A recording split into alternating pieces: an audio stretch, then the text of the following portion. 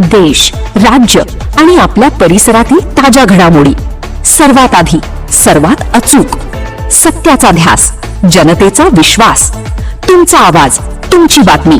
जनसंसद news. ताज्या अपडेट्ससाठी आत्ताच फॉलो करा जनसंसद न्यूज. पाथरीत कापूस व्यापाऱ्याचे भरदुपारी अपहरण.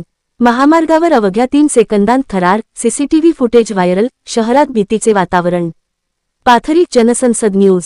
पाथरी शहरातील बीड परभणी महामार्ग क्रमांक 61 वर शुक्रवारी दिनांक ऑगस्ट 21 रोजी दुपारच्या सुमारास कापूस व्यापाऱ्याचे अपहरण झाल्याची धक्कादायक घटना समोर आली आहे.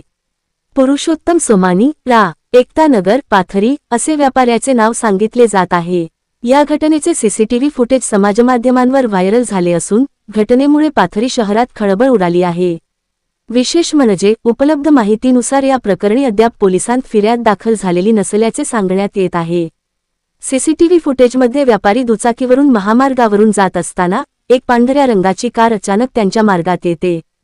त्यानंतर कारमधून काही व्यक्ती खाली उतरतात आणि काही सेकंदांतच व्यापाऱ्याला जबरदस्तीने कारमध्ये बसवून तेथून निघून जात असल्याचे दिसत आहे.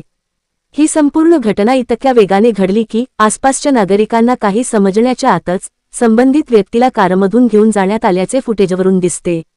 भरदुपारी शहरातील वर्दळीच्या महामार्गावर अशा प्रकारची घटना घडल्याने नागरिकांमध्ये भीतीचे वातावरण निर्माण झाले आहे.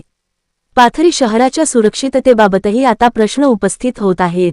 या घटनेमागचे नेमके कारण काय, व्यापाऱ्याला कोणी आणि का घेऊन गेले, याबाबत अद्याप अधिकृत माहिती समोर आलेली नाही.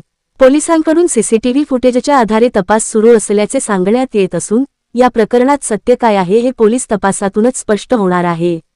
पाथरी शहरातील या धक्कादायक घटनेमुळे कायदा आणि सुव्यवस्थेबाबत नागरिकांमध्ये चिंता व्यक्त केली